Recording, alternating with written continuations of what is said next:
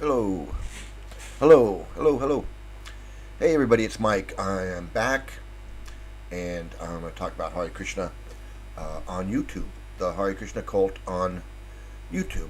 And we'll take a look at what they do online on YouTube. But first, because I don't want to forget, I got to do the intro. So we're going to get right into.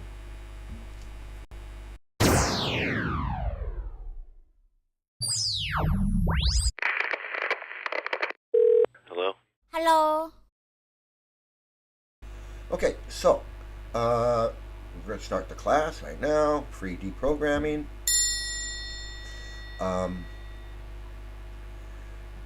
Unga!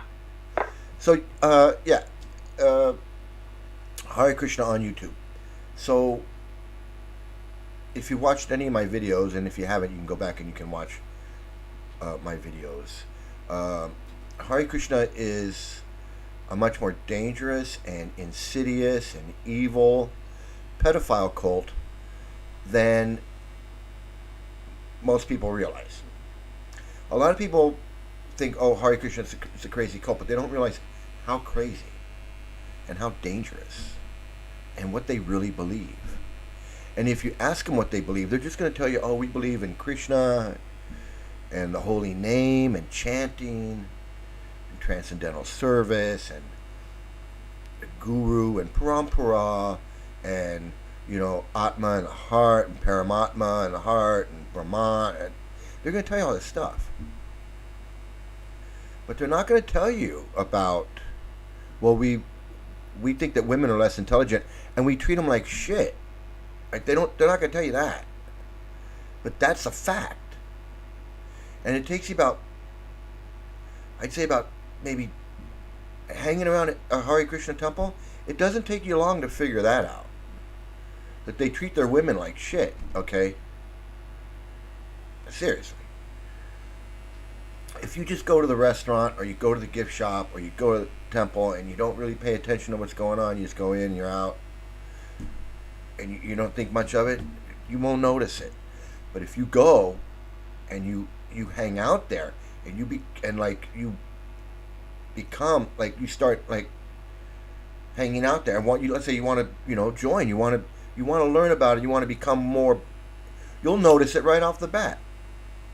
You go, wow. Well, you'll be reading about it. It doesn't take long to figure out that women are less intelligent. It's right there in the books. And then you start to see how the men treat the women. First of all, the women you don't see them hanging out together unless they are a married couple. In the temple room, they're separated. Women and men don't mix. Men have fun with the men and the women have fun with the women. There's no mixing. I mean, you can pull that up on the YouTube and you can watch any of their temple activities or any of their parades. The men are with the men and the women are with the women. Because they look down on women. They look down on women. If they could live their lives without women, they would. And that's in the books too. I'm not making that up. I'm not joking. It doesn't take long to figure all this stuff out. Child abuse. They're not going to tell you, oh yeah, we really mistreated our children for the last 50 years in the schools. And in fact, we're still mistreating the children. And all these children have grown up and committed suicide. They're not going to tell you that. They're not going to tell you that. They're going to say, oh, there may have been some problems in the past, but hey, who hasn't had problems? That's what they're going to say. I mean, they're going to say, you got problems in public school. Teachers in public school turn out to be molesting kids or whatever. And that's what they're going to tell you. Who hasn't? No, it's not like that. Their schools were small. They didn't have a lot of kids, and almost every single kid was traumatized in the schools. They didn't have thousands and thousands and thousands of kids, and then maybe one or two cases of child abuse, like what you would have in the public school. I mean, how many kids? Things happen in public school, but I mean, the ratio of kids in public school, millions of kids go through public school. And yeah, things happen, and that's horrible. But when you've got just a few hundred kids, and almost every single one is traumatized in all the different schools. It wasn't just one school in Dallas and New York and Los Angeles and India and like every school they ever had. They're not going to tell you that the reason for that is because the teachings, or the teachings, probably didn't give a shit about the kids, so no one cared about these kids. He put inexperienced, untrained, unqualified hippie freaks in charge of kids that they didn't know how to handle or do anything with. And he thought this was gonna... What a fucking nut. This was his spiritual awakening for the world, to corral these kids into a concentration camp where they could be victimized repeatedly by inexperienced freaks that he picked.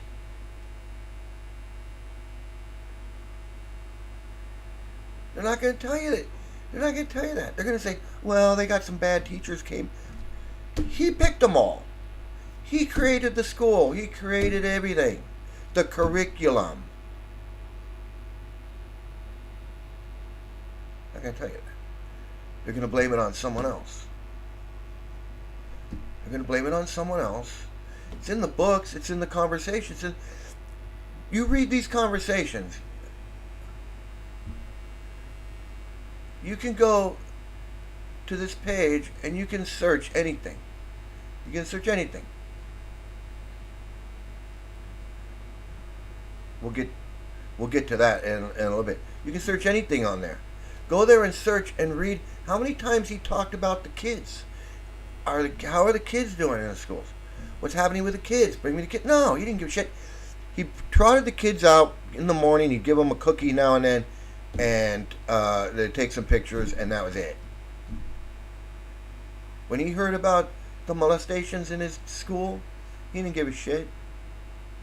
He didn't do a goddamn thing about it. Where are the conversations where they're talking about, what about the kids? I never read one conversation that he had where he's talking about the abuse of the kids and what they need to do about it, and has it been fixed, has it been this or that. He didn't give a shit. There's no conversations like that. It's a conversation where Yashodananda's asking him, can we beat the kids if they don't listen to us? He didn't know how to handle them.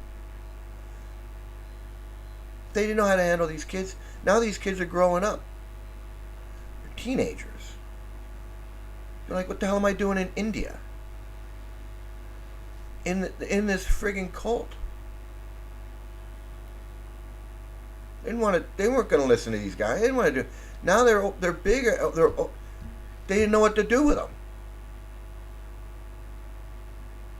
So they asked Prabhupada, can we beat them? Can we beat these kids? Prabhupada said, yeah.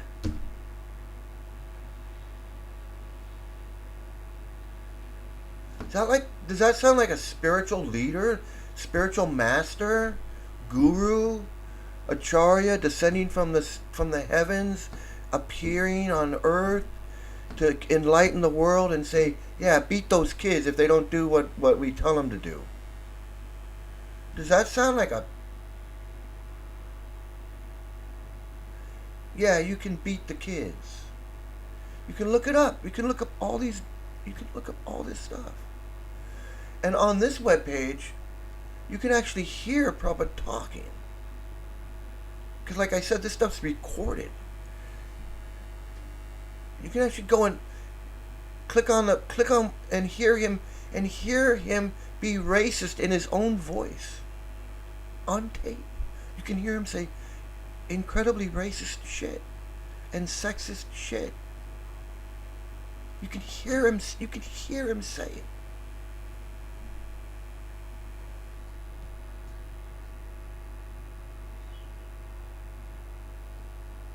You can go on this thing, click where he's talking about the drunken Negroes and how we have to. These Negroes are after all simple. We have to claim them, like he's a plantation owner. Let's get some Negroes over here. We can use them. We can claim them. They are good behaving Negroes. He liked the good behaving Negroes. He liked the Negroes when they were behaving.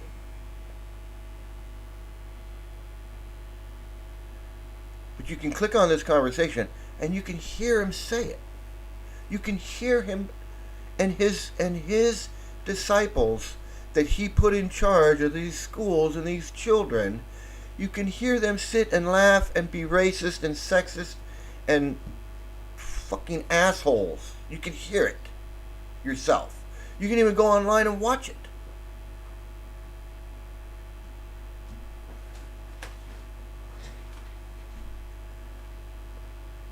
The shit that this guy did. And how he brainwashed these people to be just as big an asshole as he was. And then they turn around and they treat their followers like assholes.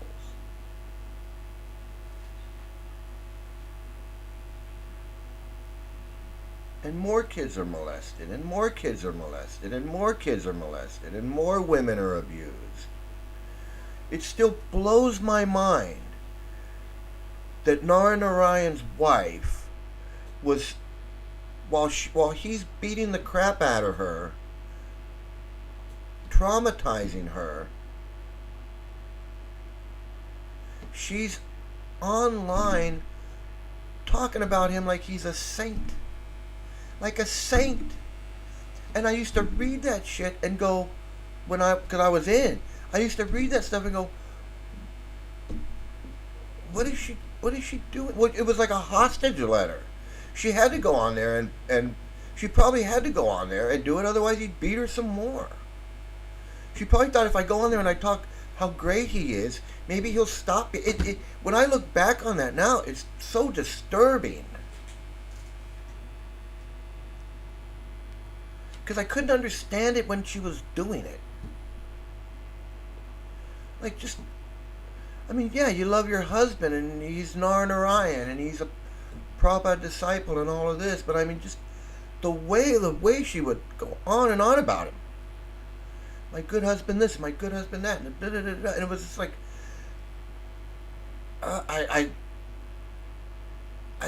and now it makes sense. When she came out and said I had to leave him. He's been beating me for the last so many years or whatever, and I'm scared for me and my daughter or my son or whoever. I don't know what. And I got to get away, and I have no money, and I'm this big sob story. And I felt sorry for her, of course. I felt sorry for her. But at the same time, I was like, I don't understand how you could, while he's beating the crap out of you and treating you like shit, you're online just talking about him, how great he is. And unless it was like a hostage situation, I just don't get it. And even if it was a hostage situation, I mean, you could have left after the first beating. But the cult says women are less intelligent. Women like to be raped. Women are like children. Women have to be controlled. She's brainwashed to believe that.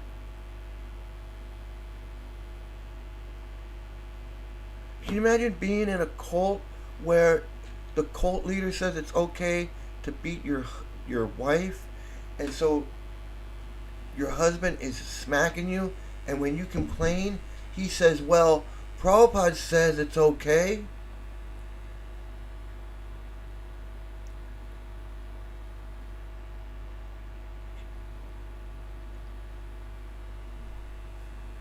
How can you be part of that? How can you be a woman and be part of that? Where Prabhupada says women like to be raped, women, it's okay to beat a woman. It's okay to smack your wife around. If she's not paying, if she's not obeying, then you know, and smack her around. You can beat the kids. You can beat your wife. What the fuck is up with this guy? He says, I didn't like my wife. Well, goddamn, you were 22 years old. She was an 11-year-old girl. She was 11 years old, and you violated her. You were this grown man. Grown man. 22 years old. She was an 11-year-old girl. And it probably wasn't a pleasurable experience for her, knowing what kind of person you are. I don't think she enjoyed it one bit, knowing what a friggin' asshole he was. And all the shit he put in his books. You think that him and an 11-year-old girl was... You think she was having a good time? No, she was crying. He said she was crying. Of course she was crying. She was an 11-year-old girl.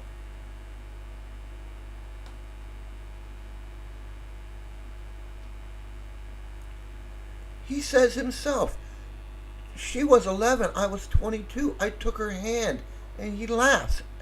And he laughs about it. And says, see, just see.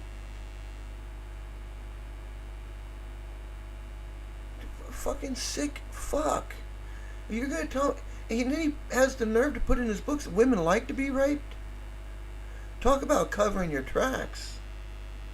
He puts in his books, women like... After he rapes an 11-year-old child bride when he was 22 years old, after he violates that, then when he gets older and he's translating books, he's like, I guess women like to be raped. Let me put that in my books. Women are less intelligent, boy. They sure are stupid. My wife was 11 years old. I was 22. Yeah, she probably wasn't as smart as you. She was 11 years old, dude. Women are less intelligent. No, 11-year-old girls that haven't gone to school are less intelligent than a 22-year-old predator. Yeah, absolutely.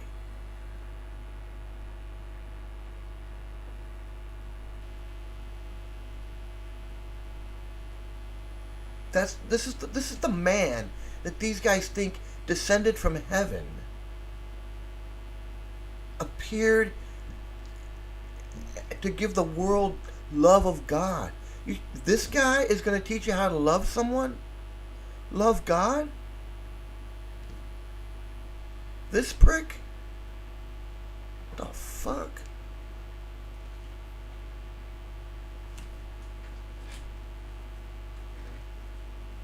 The fuck?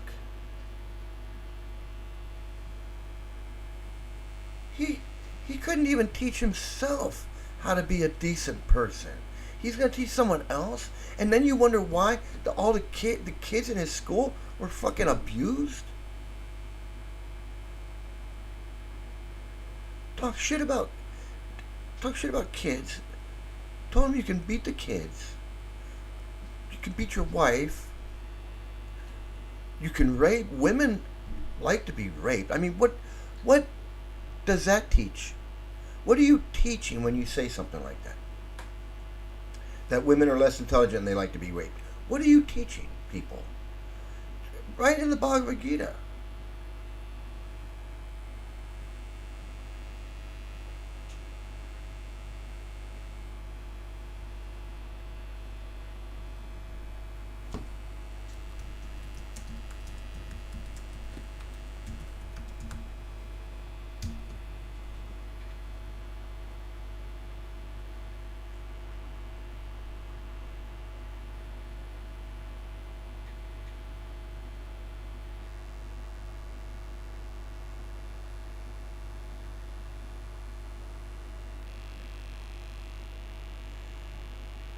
Letter to Janardana. I mean, and this is women are generally less intelligent.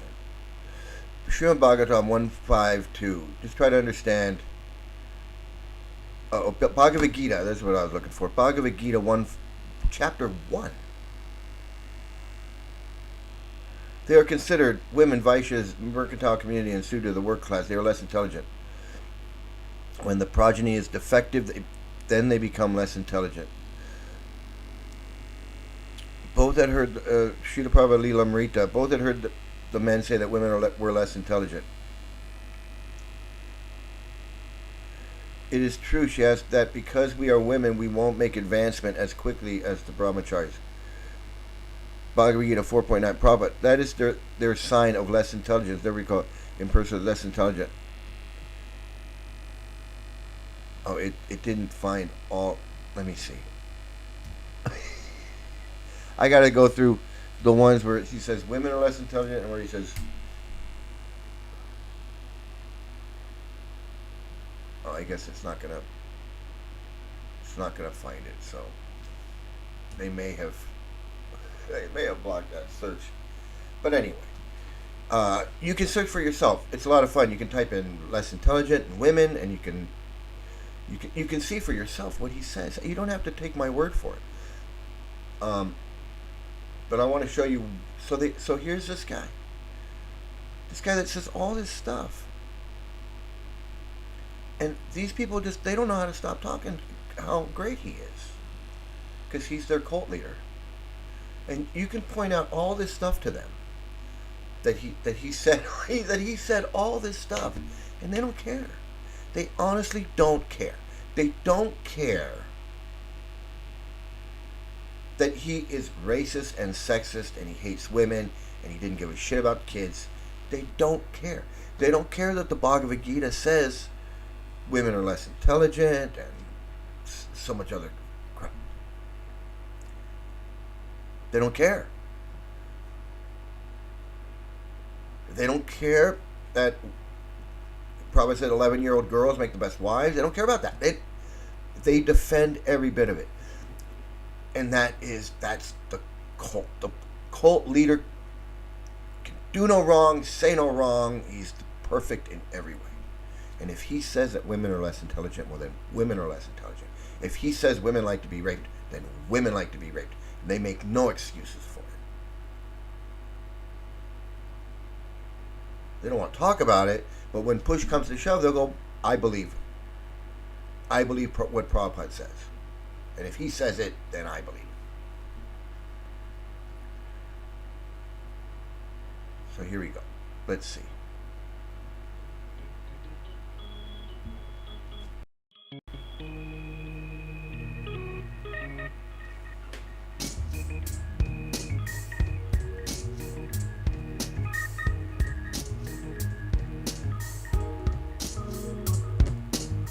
Hare Krishna. My name is Gopi Janadas, and the first book I read was the Bhagavad Gita. Why I really liked the Bhagavad Gita was because when Arjuna was speaking to Krishna, he kept on referring to him, saying, "Oh, best among the Kauravas, oh, tiger amongst men." So I felt like, wow, if I read the Bhagavad Gita, I can also become a tiger amongst men.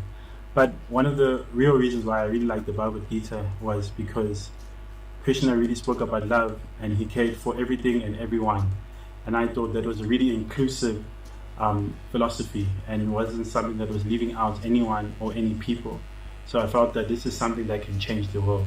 So I really recommend that anyone who's looking to change themselves or really have an impact in the world should read the Bhagavad Gita. It is the best book out there. Hare Krishna.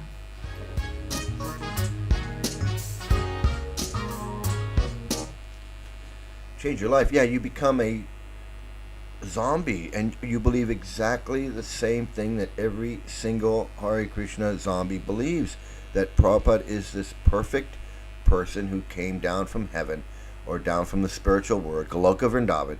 He came down here to give us this great teachings. And what are these teachings that he came down here to teach us? Well, women like to be raped. Women are less intelligent. Blacks belong in the jungles. Blacks should never have been given civil rights, that they only cause disturbance. That if you build a library, blacks will only come for drinking and not for reading. that they only caused disturbance since they were been freed, and that they should never have been freed. Abraham Lincoln, what did he do? He freed the slaves. That's crazy. It's crazy that this man believes all this stuff. Children. Probably didn't give a shit about children. You guys still don't give a shit about children. Your children are still being molested to this day.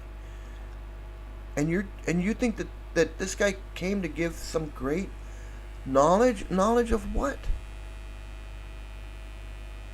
That you have to love God? Well, there's a lot of people that teach you to love God. The Pope is going to tell you to love God. The Pope, just about anybody in any church, mosque, or temple anywhere is going to say, love God. Probably didn't come to, that's not revolutionary. But Prabhupada did come to tell you that He is the way to love God. And that you have to love Him first before you can love God. Before you can love anybody in the chain going back to God, you got to love Prabhupada first. You have to worship Prabhupada first.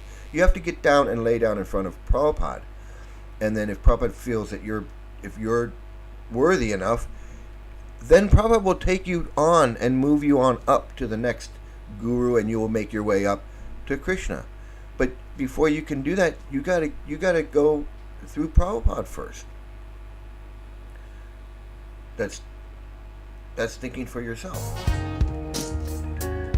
Look at this guy. He's so deluded. He doesn't even know what he's preaching. He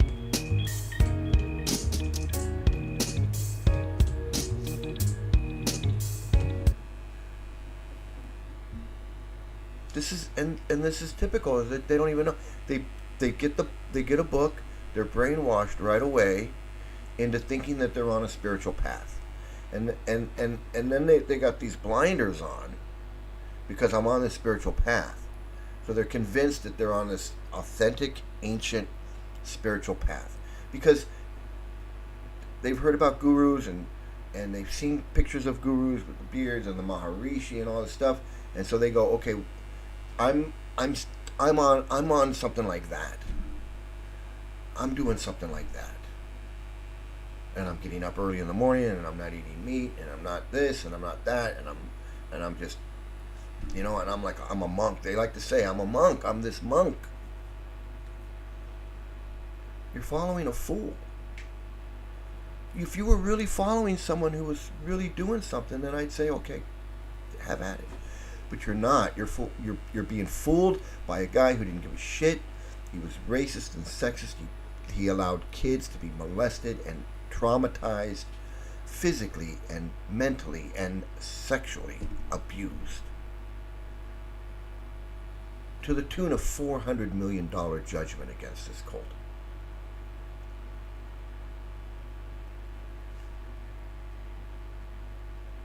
They were found guilty of hiding underage kids out and moving them from temple to temple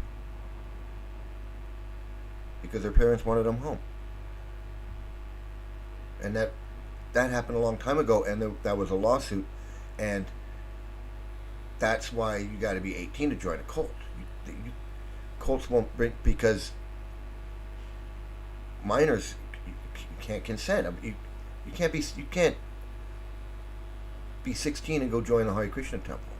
You could back in the day, but you were considered, you were like the temple would hide people out. Parents would come looking for them, they'd hide them. Can't do that anymore.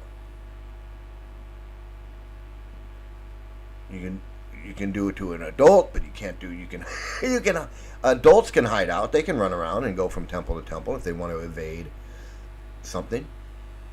People do that all the time. But a child, that's a runaway. That's a runaway. That's aiding and abetting a minor. That's a lot of things. That's what they used to do, because they answer to a higher power. I don't care.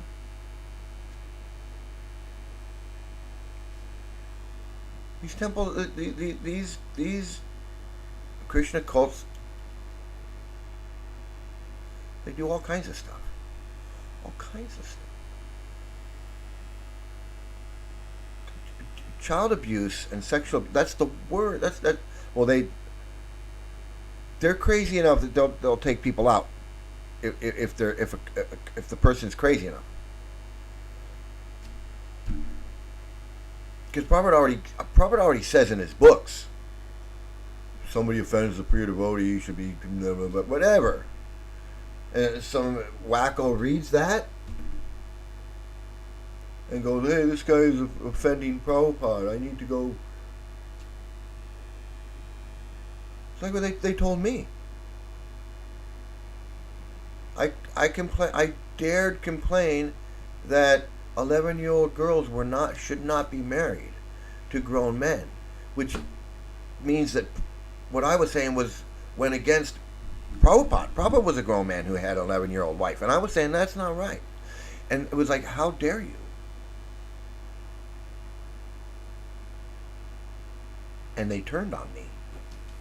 It took that. It took that for me to wake up and go. I mean, there were already cracks. But that was the ultimate. That was when I was like, you people too? Like, that was like Invasion of the Body Snatchers. That's when I realized I was really in a cult. It was like, it wasn't just, it was a cult. Because it was like, everybody? You mean everybody's the same? There's not one good Hare Krishna?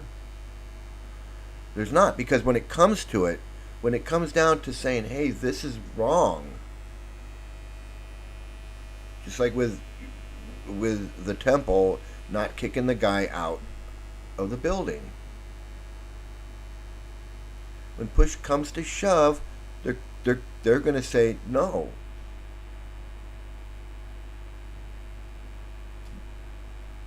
They're going to fall back into the cult mentality. They're never going to face up and say, yeah, the child molester was wrong.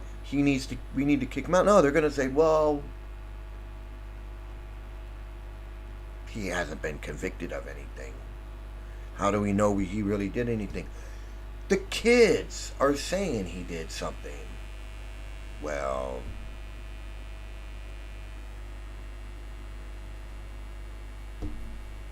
the police are saying he did something. Well, yeah, but has he been convicted? The police have him under investigation. Yeah, but just because he's under investigation.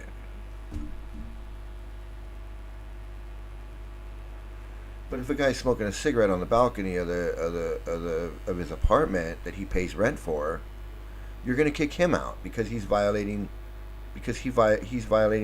not the law, not the rules, but what Prabhupada says. He's violating what Prabhupada says. So we have to kick him out of the community because of what Prabhupada says. He hasn't broken any law, hasn't broken any rule, hasn't done anything wrong.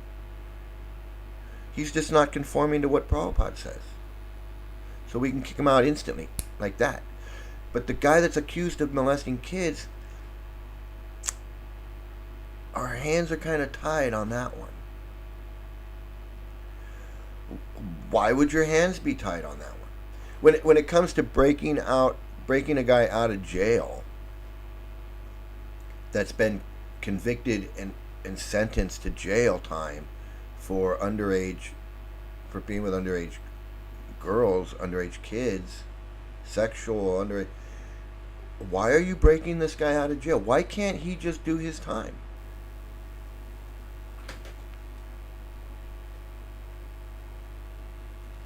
He broke the law. He broke the law. He also broke the regulative principles. He broke many ethical and moral standards, or whatever you want to call it, right? He broke the law, and he broke Krishna rules and regulations, and he's in jail. So why are you breaking him out? Why are you breaking him out of jail? This guy, who's obviously he's a criminal. This guy's a criminal. He's been convicted. And he's been sent. So the temple president told me Well, he hasn't been convicted of anything. So now we have a guy who's actually been convicted of something, and he's sentenced to jail, and the Hare Krishnas want to get him out. So it doesn't matter if he's convicted, allegations, conviction, in jail. They don't care. They didn't care when it was when the kids spoke up. They didn't care. They didn't care when the parents spoke up. They didn't care. They didn't care when the LAPD was investigating the guy. They didn't. That didn't matter. And when you have a guy who's convicted and in jail, they don't care about that either. They break him. They get him out. Why would you get him out? Like, the whole condition was, we're not going to condemn the guy until he's in jail or he's been convicted. And then when he's convicted, you go, well, that's the court system. That's not. We can't believe the court. That's what they told me. You're going to accept the court system? Well, I'll tell you what. If somebody came up and did something to you in front of the temple, deleted your wife or deleted your kid, wouldn't you want the police and the court system to do something to that person? You wouldn't say, oh, I can't trust the court system. You'd say, no, arrest this guy. He just punched my wife in the face. I want him arrested, and we're going to press charges, and he's going to go to jail. And that's what you would do. You wouldn't say, oh, I can't trust the Karmi police, and I can't trust the Karmi courts, and I can't trust the Karmi prison. You absolutely would trust them. You absolutely would trust them. But when it's your Hare Krishna buddy, suddenly none of that matters. None of that matters when it's your Hare Krishna buddy. When it's your Hare Krishna guru or your Hare Krishna buddy, you'll break him out of jail. You'll go visit him on his farm in India. You'll go do all that stuff. You don't care. You don't care about the kids.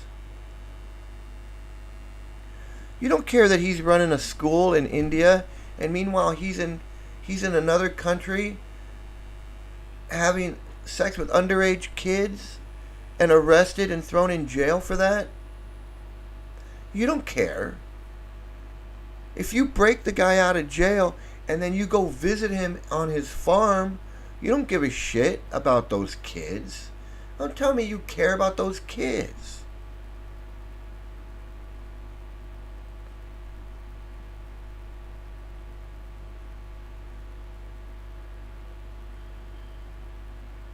How do you care about those kids? Kids. It's always the kids.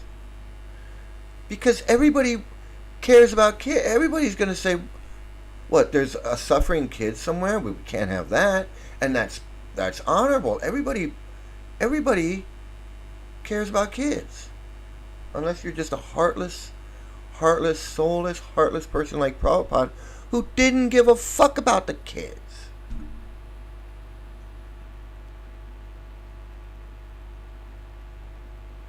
He didn't once say, so tell me how the kid's doing. You know, we had some problems in the school. I didn't see one conversation where he's like, take me to see the kids. These are his kids. A lot of these kids, he named them. The parents were coming to Prabhupada and saying, can we have a kid? And what should we name him or her? They were putting their kids in Prabhupada's schools so they could go sell Prabhupada's fucking books. They turned their kids over to Prabhupada and Prabhupada's schools and Prabhupada's demented disciples so they could go sell Prabhupada's fucked up books, and then their kids end up getting fucking traumatized and molested and abused. For what? For what? for these fucked up, racist, bigoted, anti-Semitic, anti-woman, homophobic, just the most bullshit books full of bullshit you'll ever see.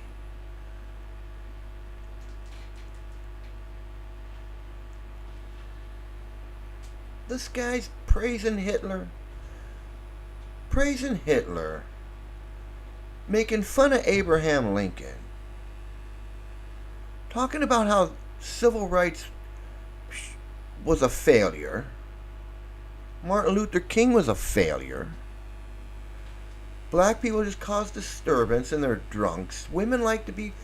Do you hear this shit?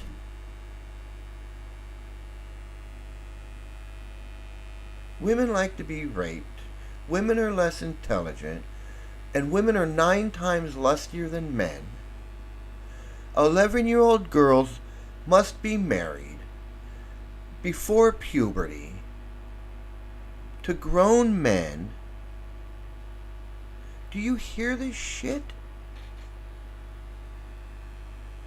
This is what the Hare Krishnas are distributing in these books. Do you hear what I'm saying is in these books? The kind of crap that is in these books?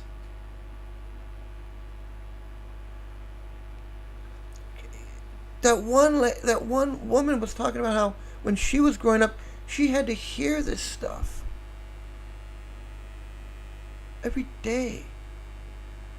Women are less intelligent. Women cause problems. Women are Maya. Women are illusion and cause men to have difficulties in their... I mean, such... Growing up hearing that repeatedly as a woman, as a little girl. And I know I put my daughter through that. I didn't realize.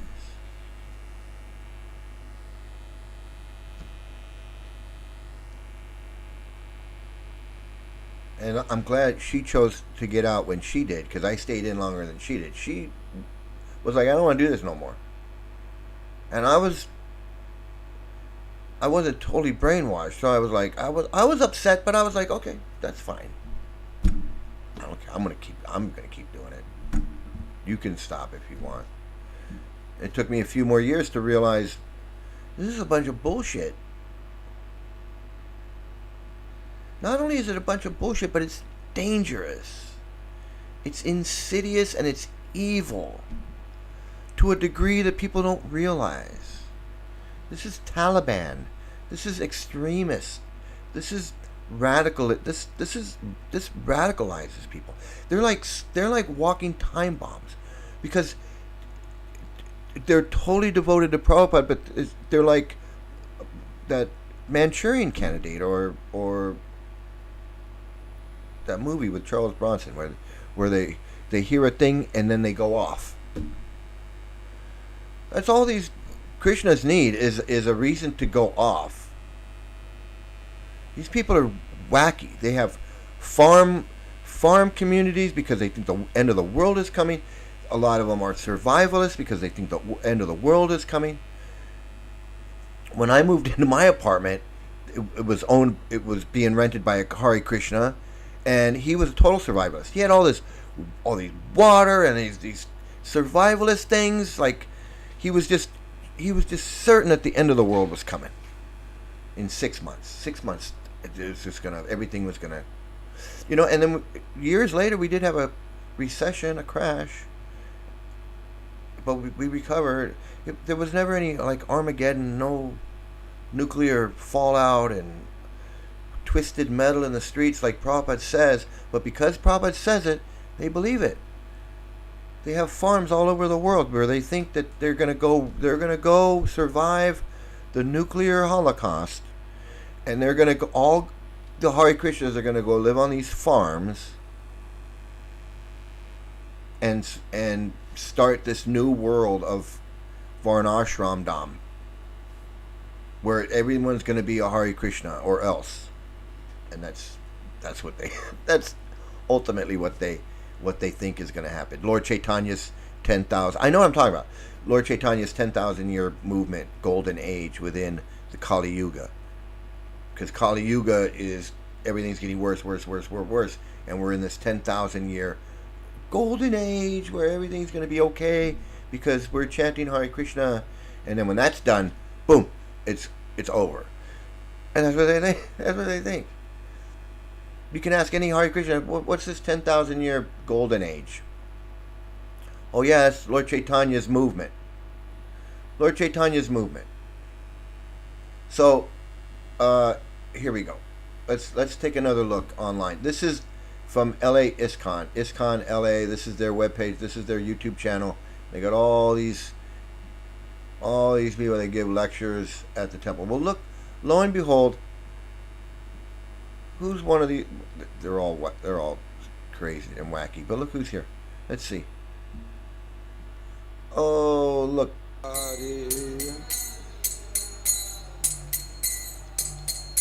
Jaya Radha Madhava.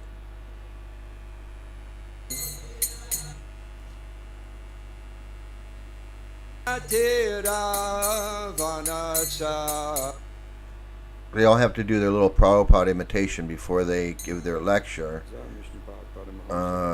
So here he is glorifying Prabhupada, the man who started all this crap, the racist, sexist, piece of shit asshole that wrote all the crap in his books. And the reason I bring this up, this video up, is because this is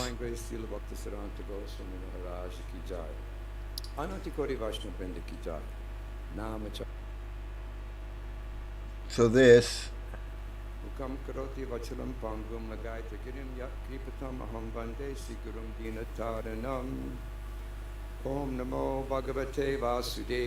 So he's going to read like he's some spiritual leader, spiritual guy. He's going to read the verse and do all that stuff.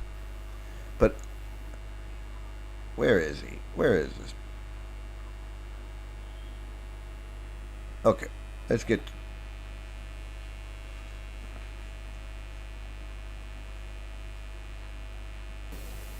Not longer about the different aspects of the bodily feature of the personality of Godhead and how the Supreme Personality of Godhead affects one's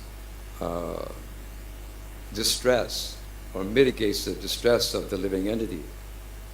Okay. You see how Prabhupada is saying in his purpose how the yogi should fix his mind on the eternal form of the Lord. So let me just say, this is the motherfucker who told me that there was nothing he could do about the guy living in the temple, living in the community that molested my daughter. This motherfucker sat there, he stood there in my face and said, there's nothing I can do because he hasn't been convicted of any crime. That just because your daughter said he touched her, that there's no reason I can't do anything. But if a guy lights up a cigarette, you'll kick him out. If a guy goes to McDonald's and brings home a Big Mac and eats it on his front step, you'll kick him out. If a guy goes and brings a prostitute back to his apartment and has sex in his apartment, you'll kick him out. You'll kick him out. You'll say, we don't allow that in our community. Even though that person has not been convicted of any crime, hasn't done anything wrong, hasn't done anything wrong. But you'll kick him out. You'll say, that behavior goes against our community standards, and so therefore you cannot live in our community. And they will kick a man out for smoking a cigarette. They'll kick a woman out for having a boyfriend. They'll kick people out for doing anything that they don't like. But when the guy molests my daughter, this man here says, there's nothing I can do. There's just nothing I can do. To fix his mind on each individual limb of the Lord also, and scrutinizingly study all the different parts of the Supreme Personality of Godhead. It kind of amazed me reading these verses of the Bhagavatam. It was kind of amazing to me how the sages that were able to meditate, and in that meditation, they could see the form of the Lord. They actually could see Krishna there, and the form of the So, Lord was right there. so let me go back. So this is what I'm saying. This is a man, he's sitting there, he's talking about, he believes this mythology, he believes these stories. He believes that when in these 1,000-year-old stories about how the sages could sit there and they could meditate and then the Krishna would, he believes that. He believes these things are real. He believes that there's a demon head in orbit and it eats the moon when there's an eclipse. He believes these things. He's sitting there right there talking about it. When I read these books and it says that they could meditate and see the form of the Lord right in front of them, I'm just amazed that they could do. He believes it,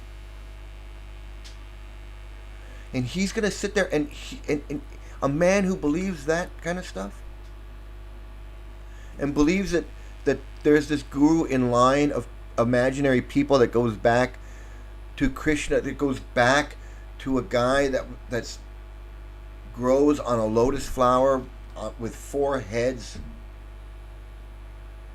that grows out of a lotus flower, that grows out of the stomach of a 4-armed guy that's laying on an ocean on a snake that's his brother.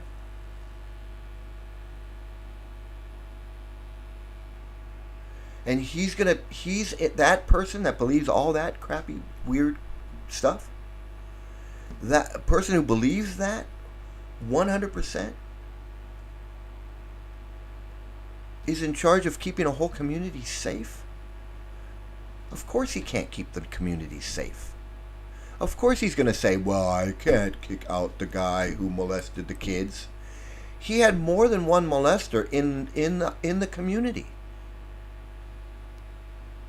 And he didn't know how to get rid of them.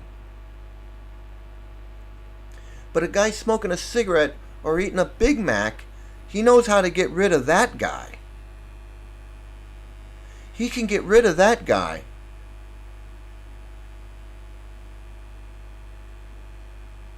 But the guy that molested my daughter, the guy that molested the other little girl in the school, he couldn't figure out how to get rid of them.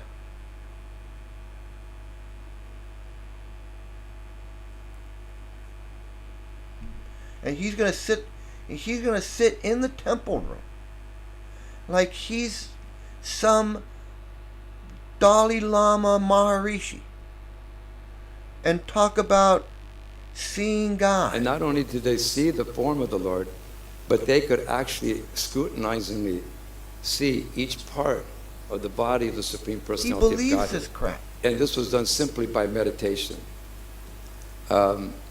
I'm not a very visionary person, but for me that's insurmountable. I can't even understand that point. Because it's I'm not sure real, dude. And if you have a better vision ability, but I can say honestly that I don't have that kind of vision. Of course not. I can barely vision.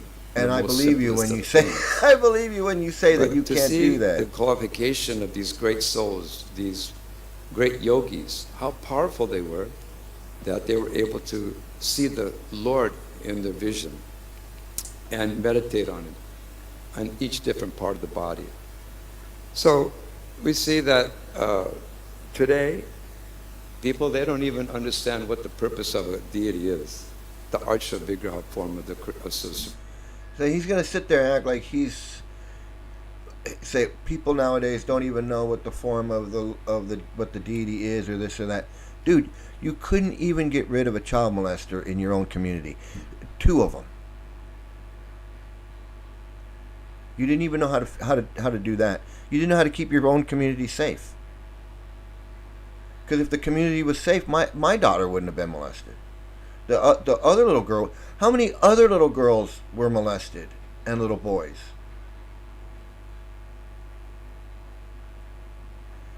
in all the years that you've been there at that temple. And the way you treat it, the way you treated it, I would imagine that a lot.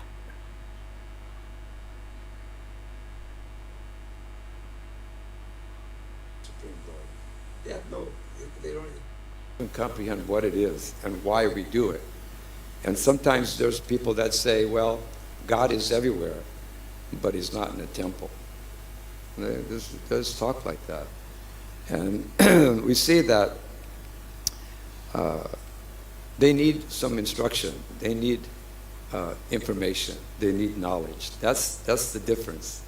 We're very fortunate because we've come in contact with the Krishna conscious movement, and therefore we have some information.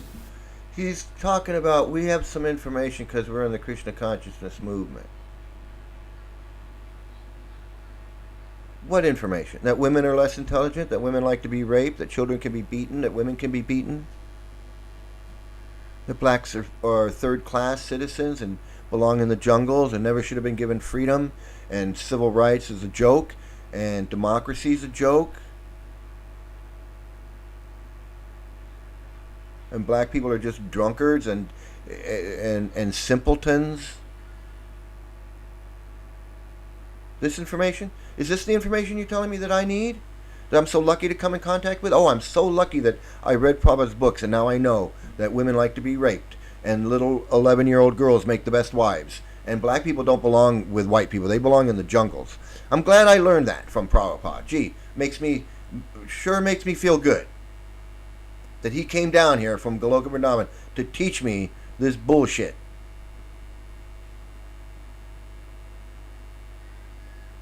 Who the fuck does this guy think he is? He can't even get a predator, a sexual predator out of his community. And that sexual predator is living there in that community to this day. He's not on any list. These guys aren't on any list.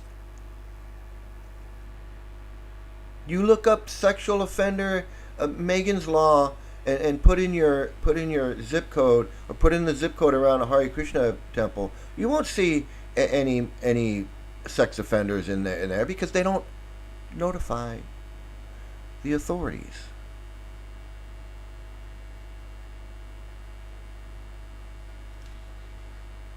They don't even take care of it themselves. They say, "Oh, we keep it all in-house." But you keep it in-house, you don't do anything. These guys are never prosecuted. They're never brought to justice. They never see the day in court. The victims never get anything. At least my daughter, the LAPD put her through a victim's therapy, 6 months of therapy. They don't put kids through therapy that don't deserve it, that don't need it, where nothing happened. They don't do that.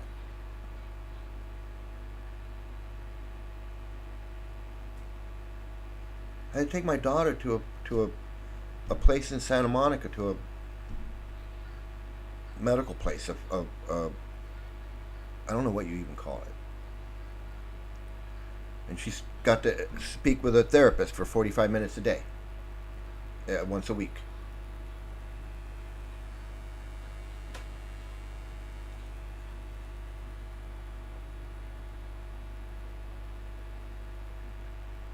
Because of this guy. Because of this guy. This guy didn't protect. He was in charge. He's in charge of the temple. He's been in charge of the LA temple 30 years. He's been in charge of the LA temple as long as I've been going there, and he was in charge of it before I even got there. He's been in charge of that temple for like close to 50 years. You know how many children have been molested, abused at the LA temple? And this guy's going to sit there like he's spiritual leader and going to talk about love of God and we came in contact with Prabhupada and now we have all this special knowledge. What special knowledge do you have? You can't even keep kids safe. And you don't even have a boarding school. You got a day school. And it's voluntary. It just blows my mind. This guy's the most inept character, and the community doesn't give a shit. The community doesn't give a shit that their children are molested at the LA temple, and this guy's responsible for it, and he don't care, and they don't care. What a fucking dysfunctional place that is. And they got a restaurant there that's open to the public, that anybody can go and take their kids to this restaurant, and Sunday feast, people go, take their kids there, and this guy's in charge, and he can't recognize a predator who's been accused multiple times, multiple predators that have been accused of multiple times. He can't figure out what to do with them, how to get rid of them, how to keep them away.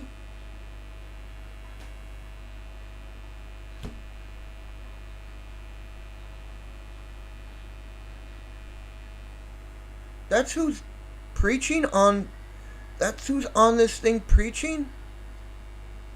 You gotta be kidding me.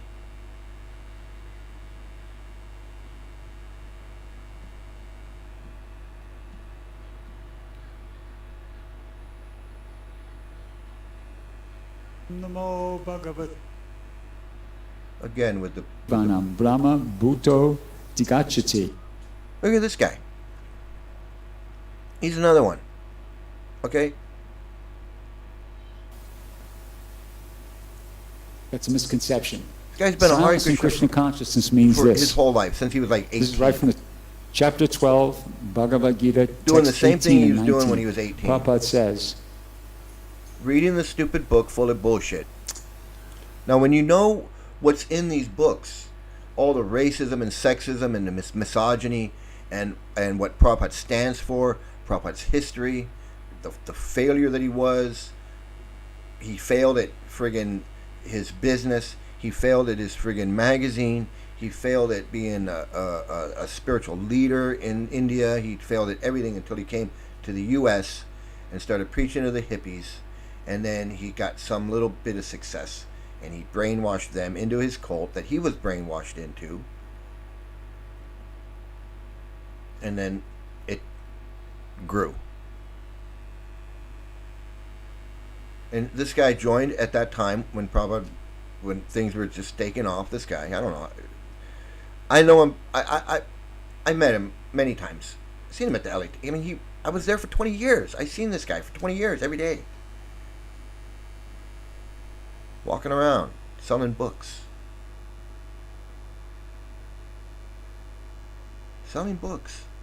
The guy's been selling books for 50 years. Selling these crappy books full of bullshit for 50 years, and somehow that's the greatest thing in the world. Books that say women like to be raped, women are less intelligent, blacks belong in the jungles, all of that stuff. It's all in these books. And he's out there spreading this crap. 11-year-old girls need to be married to grown men. The stuff about the gopis, 11-year-old girls and Krishna having sex with them down by the river. All of this stuff. I mean, everywhere you look, something disgusting. And these people love it. And they're out there selling these books. They think they're the Dalai Lama. They think they're the Pope of the world, the Dalai Lama. I'm just saving the friggin' world. By teaching people that women like to be raped, women are less intelligent, you can beat a woman, a dog, a drum, all of that stuff. Don't turn in child molesters. They're allowed to live in the community. This guy, man. What a wasted life. What a wasted life. 50, 60 years in this bullshit, and he's just doing the same thing he's been doing every single day of his life, which is nothing. Nothing. He doesn't contribute anything to society. He doesn't contribute he doesn't pay taxes, so he doesn't contribute anything in taxes. He has no job. He has no income. He just lives in the temple. He just lives off what he sells these stupid books on the street. El Camino College, Pasadena City College, wherever the hell he can go. Venice Beach, Hollywood Boulevard. He lives off that. And he lives for free at the temple. And he eats for free at the temple. And he probably gets a little kickback from selling all these books. They give him a little something. That's his life. And that can be your life too. And then one day you'll be 60, 65, 70 years old like him, and you'll be doing the same thing, selling books. If he was really into selling books, he could have got a job at Barnes & Noble or this library or something. And after 30, 40 years, he'd be ready to retire with a pension and a 401k and maybe some stocks or something and whatever. And you know what? In all that time, he still could have gotten into his Indian mythology, and he could have done some chanting if he wanted. And he could have been reading some books about India, whatever, and had a great life. But instead, he's in this cult, and his books are full of bullshit about sexism and racism and misogyny and child pornography, pedophilia. And he's so stupid he doesn't realize it, or he doesn't care. He doesn't care. He knows what it says about black people. He knows what Prabhupada says about. Believe me, he's been in the movement long enough. He knows what Prabhupada says about blacks. Ain't no way. Seriously, ain't no way he doesn't know. He knows everything. He knows everything I know and probably more. Crap. Because he knows more people. And he knows what those people have done.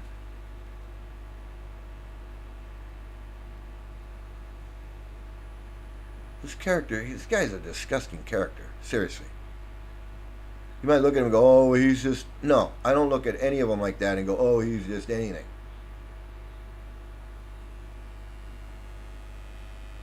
They're victims, but they're perpetrators. And they're hardcore perpetrators. And here's another one.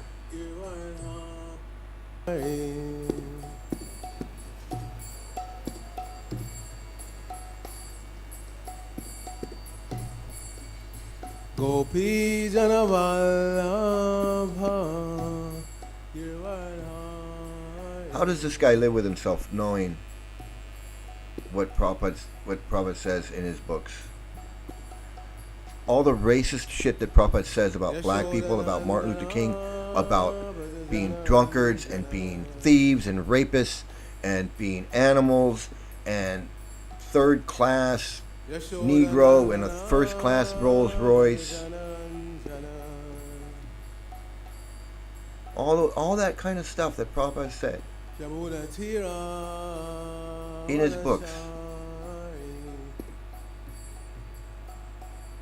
And this African American man, or wherever he's from, this black man, is going to sit there and preach not only all the crap that's in Prabhupada's books, but that crap is directed at himself. And he doesn't care. Prabhupada said that this man right here never should have come out of the jungle. He doesn't deserve civil rights. He doesn't deserve rights. The only thing he's good at is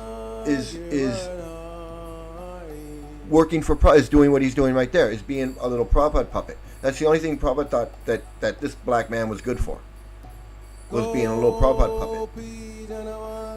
Sure, I'll use him to sell my books and preach my glories. I'll exploit them. I'll exploit the blacks. I don't want nothing to do with them, but I'll exploit them.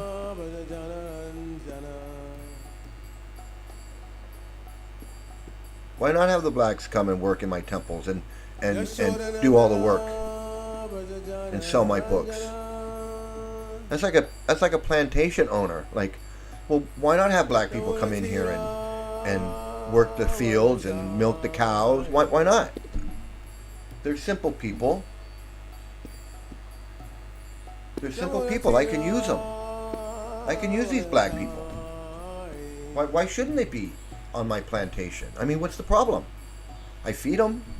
I give them clothes, and they work for me.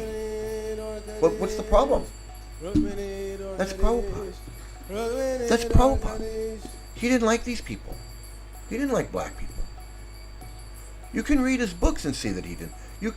What he says about the superintendent of his building. He thought the superintendent of his building broke into his apartment and stole his typewriter because the superintendent was black. He says, well, why wouldn't I think that? He's like, I know he did it.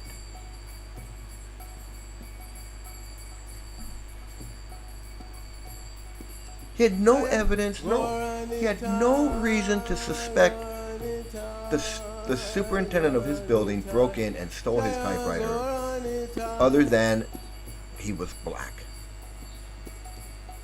That's it.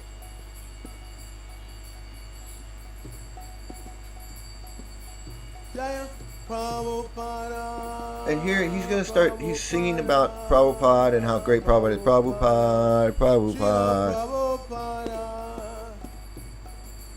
This was 3 days ago, so this is not an old video. So he's singing how great this guy is that says that he belongs in the jungle, should never come out of the jungle, doesn't deserve civil rights. So can you imagine Prabhupada's like, they never should have come out of the jungle, they should have been given civil rights, but since they are out of the jungle and they do have civil rights, I'll take some and they can come work for me. And Prabhupada thought he was being this wonderful spiritual guy.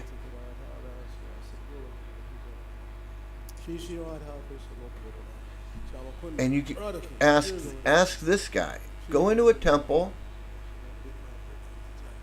and ask this guy, what did Prabhupada mean when he said that Negroes are third class? That there's a first class Rolls Royce and who's sitting in it, a third class Negro. What did Prabhupada mean by that? I'm confused. Going back to home, back to Godhead ISKCON. So here, Prabhupada says that a third class. He's a third class. That Negroes are third class. So here you got a third class Negro sitting in the L.A. temple on Prabhupada's little chair, and he's not going to preach. He's not going to preach from Prabhupada's books about Prabhupada, but he's not going to mention that Prabhupada thought black people were third class. Not even second class, third class. I mean, what an insult that Prabhupada said. He didn't say you have a second class Negro in a first class Rolls Royce. No, he says you have a third class Negro in a first class Rolls Royce. So he's like, there's first class people, which I guess would be Indians or white Indians, and then you have second class, I guess, would be brown Indians, or just white non-Indians, and then you have third class, which would be Africans or black people, Negroes. This is Prabhupada's mentality. But Prabhupada wants you to believe that he's on some spiritual platform. He's on this spiritual platform where he sees everyone equal. He sees everyone equal, but for some reason he distinguishes between the first class person, the second class person, and the third class Negro. He doesn't say there's devotees are first class and everybody else is second class.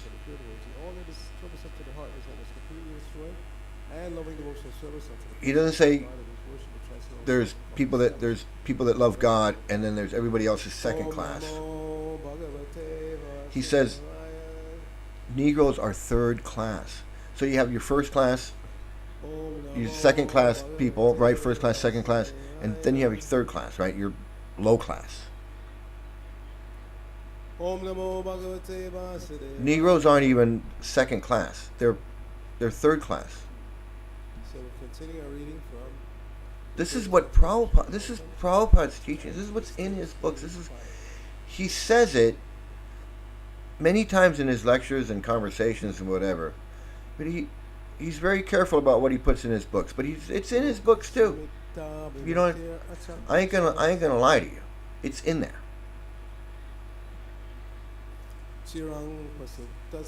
And this guy's got the nerve to sit there. You have to wonder. But no, if you And don't he's understand where you are, gonna what's preach what is the ultimate goal that you should be trying to achieve, What- then you're in darkness. the teachings of Srila Prabhupada. The teachings of Prabhupada, the man who said women like to be raped, women are less intelligent, black people belong in the jungle, black people should never have been given civil rights. He says that Martin Luther King was wrong, and Abraham Lincoln freed Can the I cash slaves, my didn't he? paycheck? They say we don't do that. We are here to sell you stuff to eat. And this guy's got the nerve to sit there and praise this guy. We're not paycheck cashers. Or similarly, if you go to the bank and you write a check and you give it to the teller, And say, okay, and he's I'll going to take, preach 2 about loaves of bread and how great 5 Prabhupada bags is. of oranges. They'll look at you like you're crazy, because that's not their business. So we have to find out what is the business of this material world. Why was it created? Why am I here? What am I supposed to do while I'm here? This is called Sambandha Gyan. This is the beginning of understanding, of making a plan to get out of this material world. Because people don't understand where they are, they're thinking, it's wonderful. Son. Before I can listen to anybody talk and preach this stuff, I need to know where it's come. What's the source of this? Who you're reading from this book? Who wrote this book? Prabhupada. Who's Prabhupada? What did he do?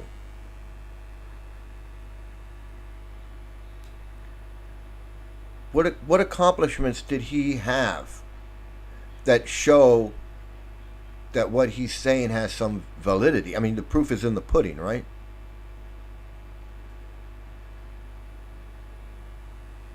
Prabhupada, he got no degree. He's no scholar. He's no Vedic scholar. He never even read the Vedas. He read the Bhagavatam. He's not a Vedic scholar by any stretch of the word. He didn't even finish college. You can't drop out of college or refuse your diploma. You can't drop out of college and then say you refused your diploma and then claim to be a scholar. It doesn't work that way. It just doesn't work that way. It just doesn't work that way. You can't drop out of college and then say, well, I would have graduated. You know, it's like me saying, if I went to college, I would have graduated. But you didn't go to college and you didn't graduate. So yeah, probably maybe he would have graduated, maybe he wouldn't, but we don't know because he didn't. He didn't graduate. He had no degree. He had no diploma. He had no degree. He's no scholar. What to speak of being the world's foremost Vedic scholar? Not the world's foremost Vedic scholar. Is he an authority on the Vedas? He's not even an authority on the Vedas. That's like me saying I'm an authority on Mad Magazine because I read Mad Magazine when I was a kid. Not an authority. Prabhupada's no authority. So he didn't finish college, right? He didn't get a degree. He didn't have no degree. So he failed at college. And I don't care if he dropped out or if he refused his diploma in protest. See, that sounds great, right? He refused it in protest, like he did something. Protesting what? Doing what? Why? Why would you do that? It's all a bunch of bullshit. Dropped out of college, or you didn't get your diploma, whatever. You failed at that. Worked in a chemistry factory. I don't even know if he did that. I mean, who had your own little chemistry factory making toothpaste or whatever? Making whatever. That sounds like he had something. If you go to India and you see these guys in a little place where they're making homemade remedies and homemade stuff, you realize that Prabhupada was no chemist. He was no Madame Curie, like discovering. He wasn't doing that.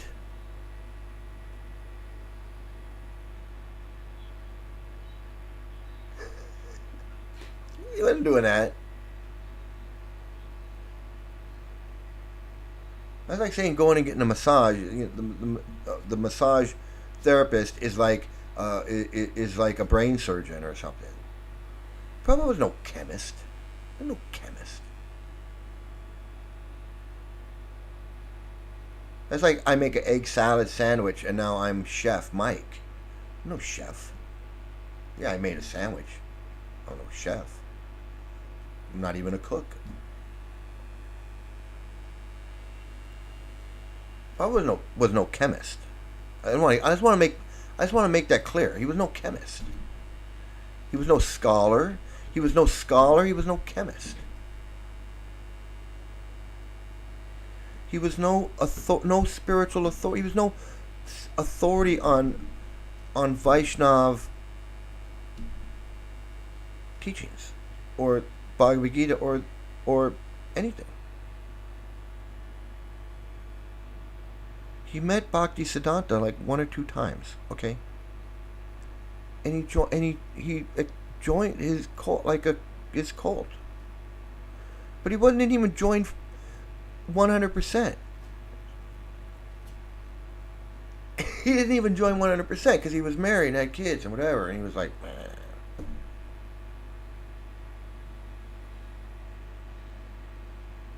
It wasn't until later.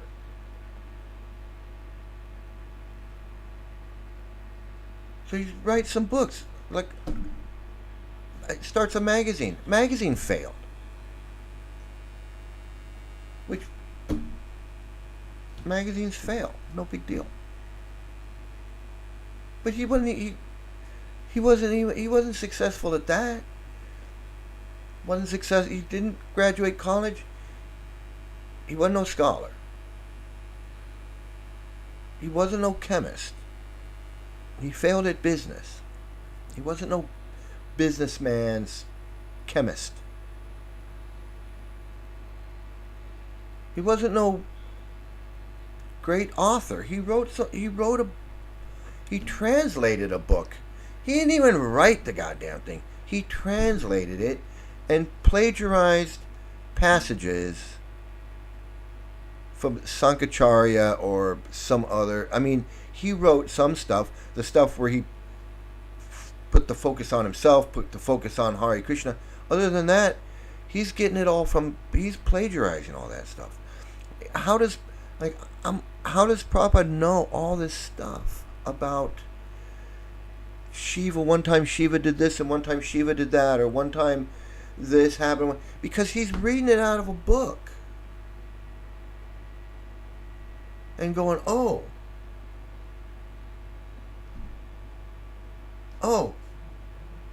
Shiva killed a snake and then he did this. Oh, let me put that in here. That fits.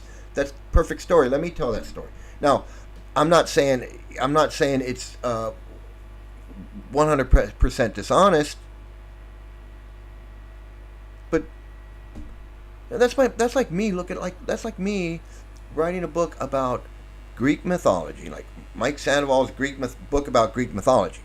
And I just go online, I start looking up stuff. And I'm like, oh, like AI. I'm looking up stuff. Oh, Medusa. Oh, Medusa had the snakes, and the snakes were this. I'm just reading it. Oh, I don't know.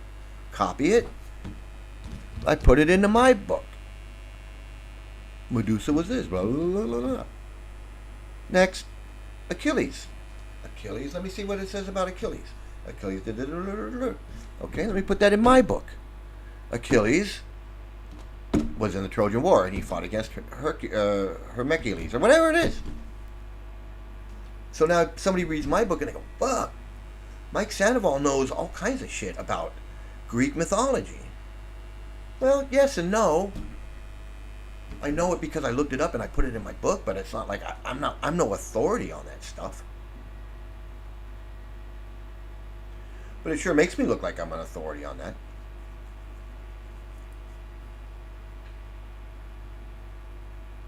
And if I can get it from another language that nobody knows, and I can translate it into English and nobody knows, and I can stick it in there and nobody knows, hey, all the better.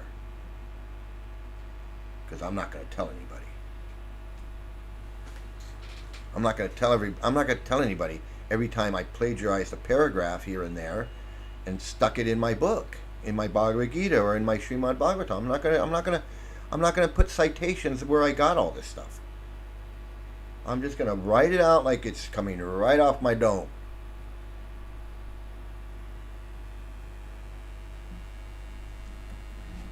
And you know what? That fooled a lot of people that have never didn't know any better. Fooled a lot of people. Fooled me.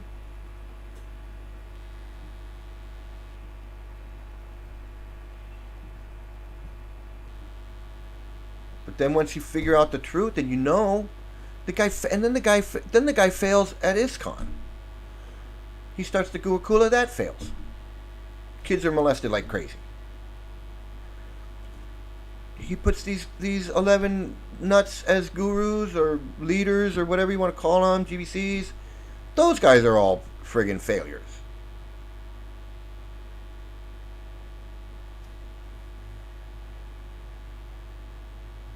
And then he couldn't even figure out how he couldn't even figure out how to end his friggin'.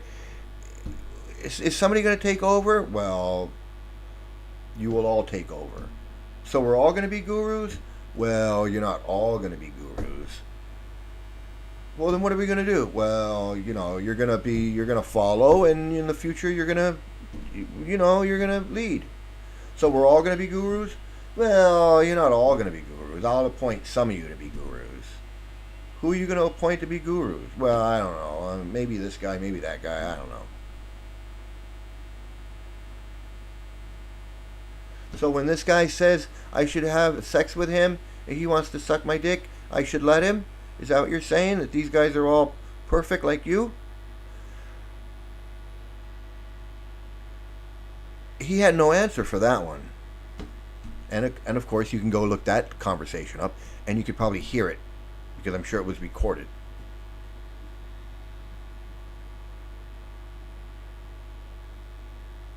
He failed at that. He failed at everything. Should we go down the list again? I like going down the list. He failed at college. He failed at chemistry. He failed at his magazine. He failed at his Gurukula. He failed at appointing a successor to his movement. He failed at all the gurus that he created. They are all failures.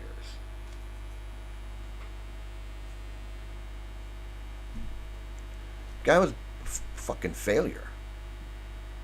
And these guys are going to sit there like he's the greatest friggin' thing in the world. They're going to sit there like he's the greatest friggin' thing in the world.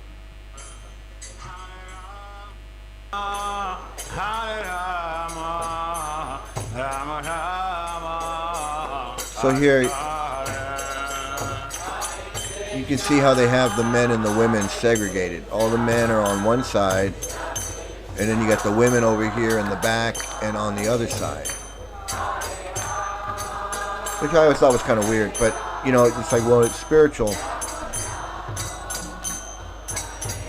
It's not spiritual, it's sexist. It's sexist and misogynistic.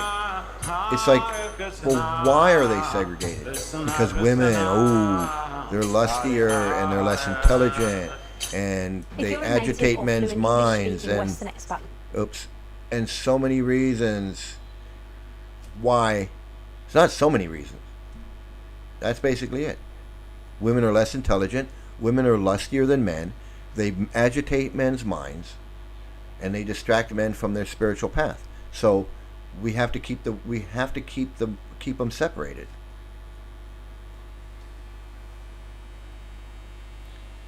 This is the kind of crap that they believe and practice and do. And if you go to a Hare Krishna temple, you'll see it. Let me see. I think I'm back here again.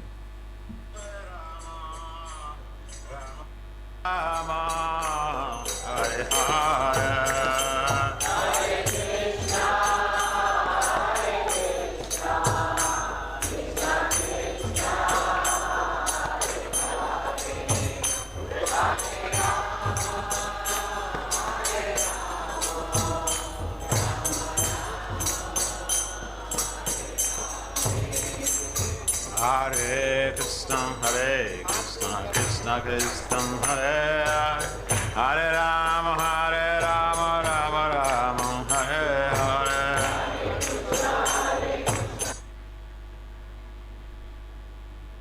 So let me just tell you, that is at their headquarters in India, in Mayapur. And look, it doesn't look that like there's that many people there. They want you to think that there's millions of these Hare Krishnas all over the world and in India, but when they have a thing like this going on, and this was just a few days ago, I don't know how many people are in there. Maybe 100. I don't think there's even 100 people in there. But this is at their headquarters. This is at their big main headquarters in India, and it just doesn't look like it's that many people there. But anyway, let's see what else is going on. So I'm going to finish up with this video, and it's interesting. I've had quite a few people popping in and out of this stream today, but nobody's commented on anything. And so I don't know who's popping in, usually when it's people that watch, they say hi, hey, it's whoever. So I'm assuming that people that are watching are Krishnas in the cult, and they're probably just curious about what I'm saying, what I'm doing, and that's fine, because really I'm here for you. I'm here for you to watch and hear, so you can get the fuck out of this goddamn cult that you're in, because it's a cult. And if you've watched this whole video and you are still confused as to whether you're in a cult or not, just stay the fuck in, because you're too far gone. If you can't recognize the child abuse, the racism, the sexism, the misogyny, if it hasn't gotten through your head yet, if you've watched this whole video, hour and a half of this video, and you don't see anything wrong with this cult, just stay the fuck in. We don't want you out here in the real world. Stay the fuck in there. You sick fucks. As anyone, but the fact of the matter is, I saw someone representing themselves as being a spiritual master, and they were chanting their japa. Now, we had discussed about japa in a class earlier, and we gave different examples of how people did japa. I think, Balaram, you said dive bomber japa, where you're chanting, and then all of a sudden you start to fall asleep. So you're like, Krishna. These guys are a bunch of fucking bullshit. They're so full of bullshit, these guys. Talking about fake gurus and chanting japa. This guy over here, he's the biggest faker of all. He's fucking Yashodanandan. Fucking dick. He's a fucking asshole. And he had the nerve to go to Prabhupada and say, can we beat the kids? Can we beat the kids? And at first, I think Prabhupada was trying to ignore him. And I don't blame him. But he wouldn't let up. And finally, he Prabhupada says, beat them. And Yashoda's like, yes, if they don't listen, they don't follow. Can we beat? And finally, Prabhupada's like, yes, you can beat. And when I read that, I was just, I couldn't believe it. Because this guy was like a friend, I guess. I guess I'd call him a friend. If you can have a friend in a cult, I guess he was a friend. He's more of a user, an exploiter, but they all are, actually. But these guys, he poses himself as some big authority, like he's so smart and he knows verse. He's a Swami, and he was there with Prabhupada, and he's like one of the most senior characters, except he's not a guru. But he's like old time, around with Prabhupada, many conversations with Prabhupada. If you look up on in the program, if you look up in that program, you'll find many conversations with this character talking to Prabhupada. And he had all that. This is why it's all bullshit. All of these guys. I don't know these other two guys, but I know their character.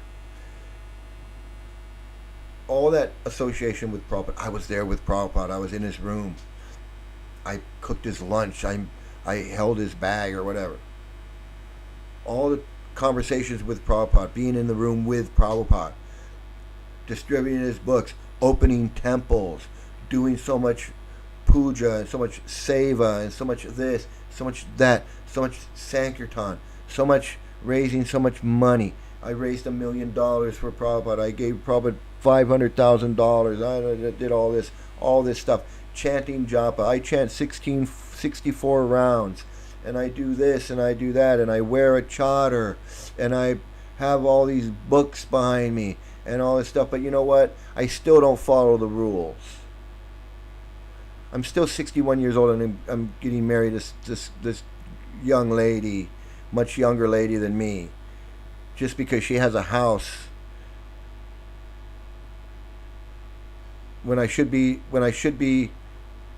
been a sannyasi for the last 10 years or 15 years, according to, and why aren't you a Swami?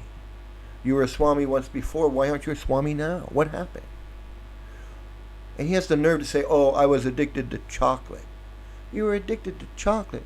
So that's why you stopped being a Swami and got married? Because you were addicted to chocolate? I mean, come on, guy. And you're going to sit there and talk about fake gurus? And who's a fake guru, who's not a fake guru? And say Jayapataka Swami never chants his rounds? Fake ISKCON gurus? You're just this fake. So I watched guy. this You guys particular are all devotee. fake. I don't want to mention him. He's a sort of an elected guru type. I was curious to see because he said, oh, I'm going to chant my Gayatri mantra. He announced it. And then I'm going to chant my japa for 2 hours with everybody. I thought, oh, well, geez, let me tune in and maybe I'll chant along with him. So it took him about 15 minutes. And so not only does he get married, and I'm not saying you shouldn't get married, but a guy who's posing himself as such a staunch follower of Prabhupada, and I follow everything, and everything is so important, and I believe in this and that, and blah blah blah blah blah, and then you turn around and you go, well, I'm getting married. Well, wait a minute. Prabhupada doesn't say that you should get married. Prabhupada says you should divorce your wife and go live as a whatever, a sannyasi at age 50. I was 50.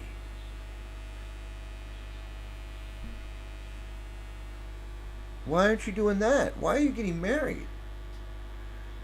In all the places where Prabhupada says you shouldn't get married, and here you are, you've made it to 60 years old, you've been married, you're going for your second marriage, and she's not even a devotee.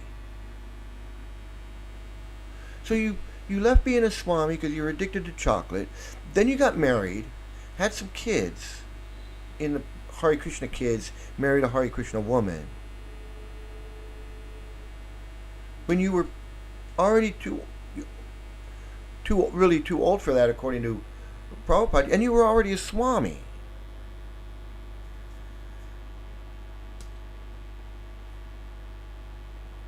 You already made it up to Everest. Why are you sliding back down the backside of Everest? You've reached the pinnacle. And then that marriage breaks up. So instead of going back up the top of Mount Everest, you're going to keep sliding down and get married again to a woman who's not a devotee. And I'm not saying that's wrong, but I'm saying if you're posing yourself as this spiritual leader, this like I thought he was the leader of the group that we were in, and he was the role model. He was the Swami. He was the most senior, the most knowledgeable, the head, the this, that, the other. The one that was there with Prabhupada, the one that knew the most, the one that if anyone had any questions, we would go to him. He could give us the answer. He's the one who initiated me into the parampara with my fire sacrifice, and he chanted on my beads and did all that, gave me the spiritual name. And why are you getting married again? You're not going to have kids, so why are you getting married? And if you're not having kids, and she's too old to have kids, and you're too old to have kids, then what are you going to do on your honeymoon? And why are you breaking regular principles, having illicit sex? Why are you having illicit sex with this non-devotee woman when you're supposed to be Swami? I couldn't understand that. I couldn't talk about it. I couldn't make offense. That's offensive to bring that up.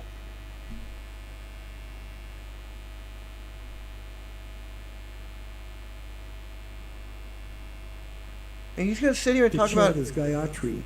He's going to sit here and talk about fake ISKCON gurus and this Jayapataka Swami not chanting his rounds. Because I wanted to hear the japa.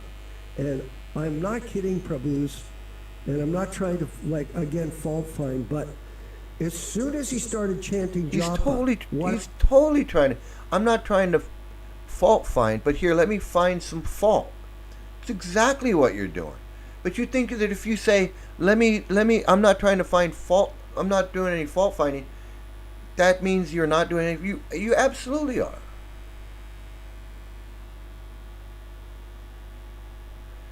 That would have been like me sitting on this panel and talking about this guy marrying this girl.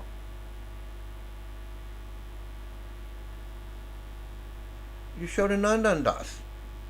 You're 65 years old. Why did you marry this? Why did you marry twice after? Well, I don't understand. Prabhupada says you shouldn't marry after 50.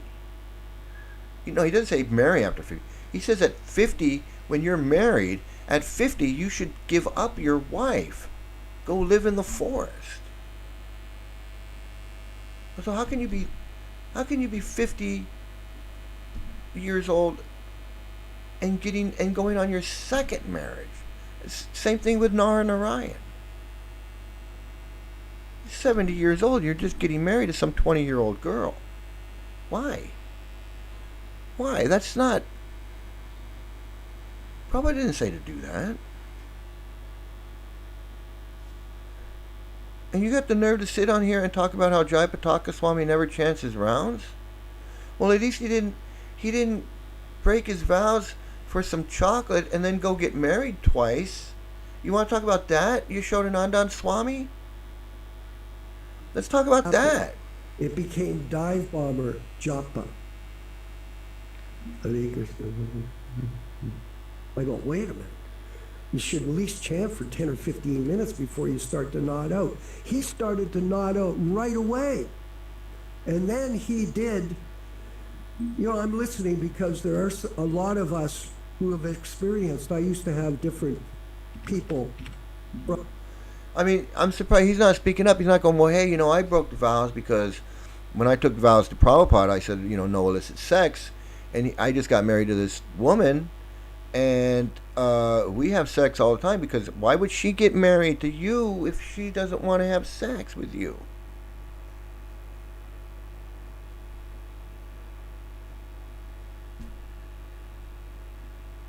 I mean, maybe she's a totally asexual human being. I doubt it. I've met her.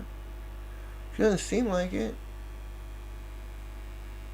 She seems like a nice woman. Like, fell in love with this guy, and he seems like a spiritual guy. And but why get married if you're not? I mean, what kind? I don't. It's confusing to me. But even if they're not having sex and he just gets married to her, that's breaking your vow to Prabhupada. You're not supposed to be doing that. But you're gonna sit on this. You're gonna sit on YouTube and talk about how Jayapataka Swami never chants his rounds. Let's talk about all the kids that you beat in the Gurukula, all the kids that you abused in the Gurukula. I mean, you asked Prabhupada if you could beat the kids, and then he says yes, so you must have beat some kids. You don't ask, hey, can I do this? And then the guy says yeah, and then you don't do it. Unless you had to change a heart or something.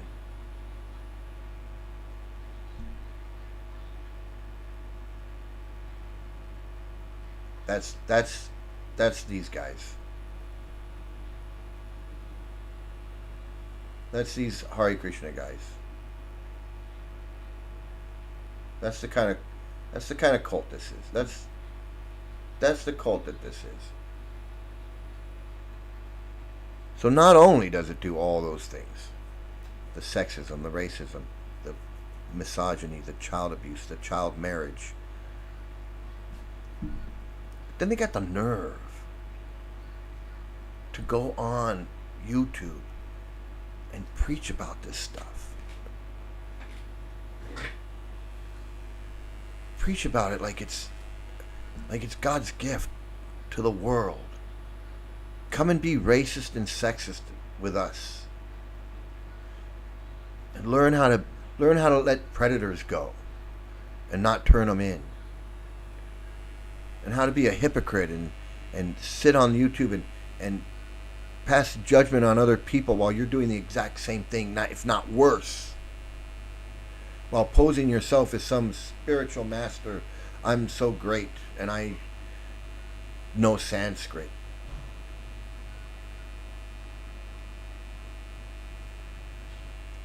I can lecture. I can sit up here and tell people how to live. Meanwhile, I can't figure out how to get a predator out of my community. I got 2-3 predators running around my community and I don't know what to do about them. I don't do anything about them because I'm not supposed to do anything about them. Or guys on there, you got African Americans, you got black folks on there in the cult preaching the words of a man who says that black people don't deserve freedom, don't deserve to come out of the jungle. Black people are drunkards and cause disturbances, and if you build a library, they'll just come to drink and not read. And they're just rapists, and cities not safe. Yeah, cities would be safe if black people weren't in them. Like, only black people commit crime, right? Like, only countries with black people in them have crime. Like, there's just nobody else does crime but black people. Meanwhile, India is like the rape capital of the world. But it's the black people you need to look out for. Indians are raping women on a city bus, in a city park, on the subway, in the library, like it's no big deal. But you better watch out for the black folks because, they're drunkards and they cause problems. Watch out for those black people. But at the same time, the black folks are really simple. So, if we can capture them and we can claim them and we can get them to work for us for free, then they can do all the work. The good ones, the good behaving Negroes, those good behaving ones, we get those. Not those dangerous ones in New York, but those good ones, we get those. You got black people on the internet preaching and trying to distribute the books of the man that said that. said that Martin Luther King was a failure. Blacks never should have been given civil rights. Blacks should never have been given civil rights. That means blacks, he's saying that blacks should never have been given equal rights or any rights.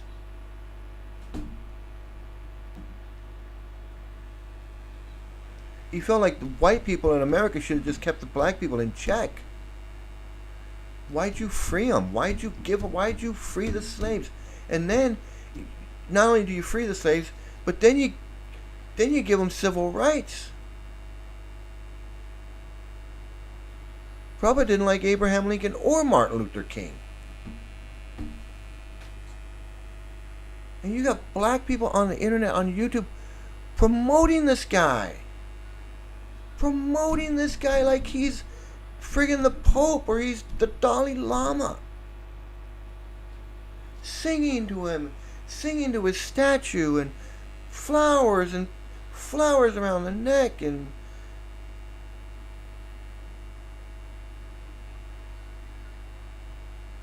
if that isn't the friggin' sickest, cultiest bullshit you've ever seen, I don't know what the fuck is.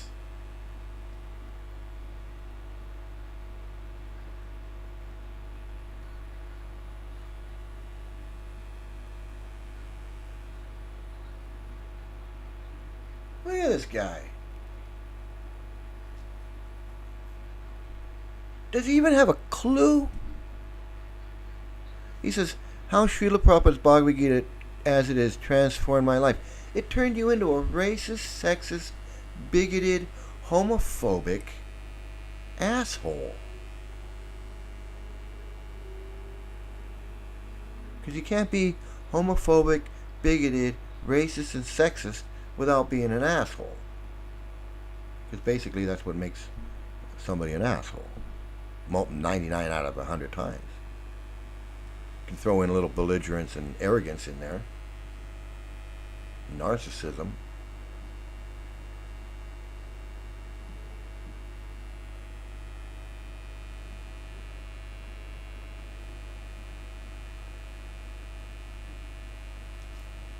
That's what we have on the YouTube.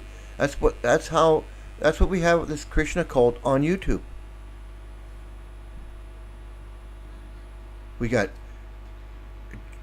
Jewish people on there preaching Prabhupada, and Prabhupada's in his books. He's claiming that Hitler was the good guy in World War II. Hitler was a gentleman. There was no Holocaust. He just executed a few thousand Jews that were in custody. That's what he said. Not concentration camps. They were just in custody. Prabhupada's a sick fuck.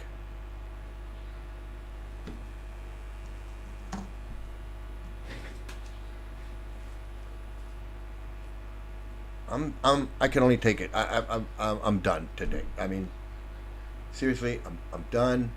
I'm done. Class is over.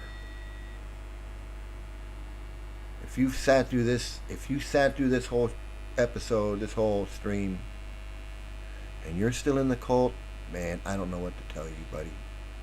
I don't know what to tell you. I've given it all to you. I've shown it to you 100%.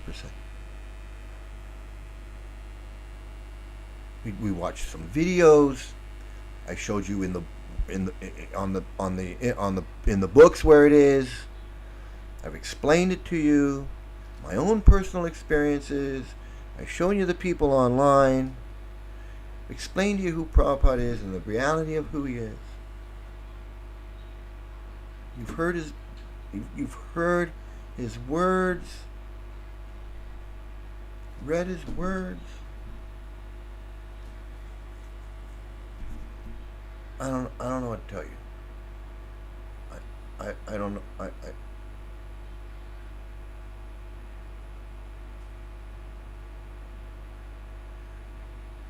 I laugh at you. I laugh at. I laugh at you because I've used up every other emotion. I've used up like the real, the empathy, the sympathy, the compassion, the just all that. And now it's like, man. You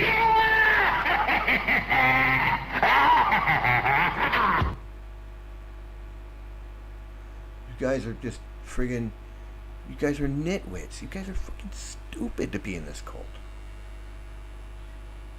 Fucking off your rocker.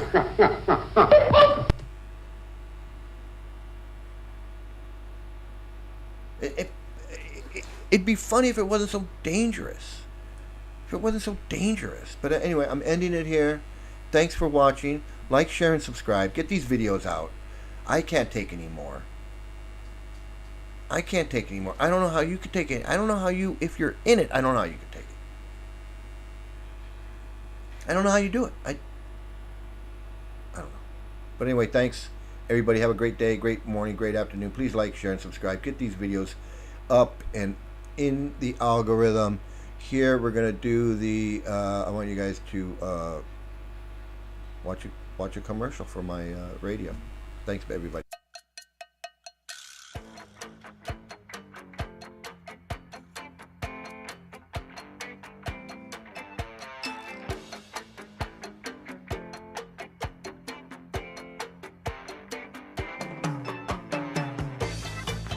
และกลับเข้าสู่ My Madhouse ทาง ISKCON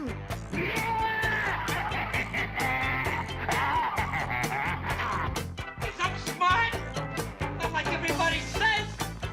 But dumb, I'm smart, and I want respect. I'm staying. Finishing my coffee. Enjoying my coffee.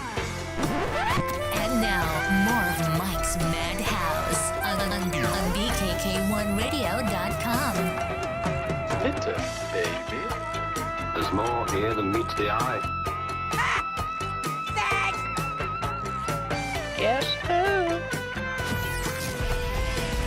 It's Mike's Madhouse on BKK1Radio.com.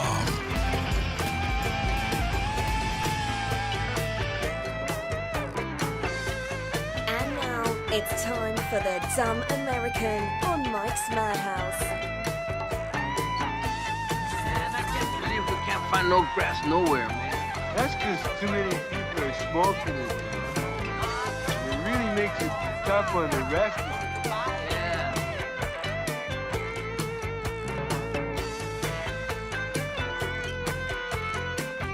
Back to dope tunes and stupid talk with White Boy Mike on Mike's Madhouse.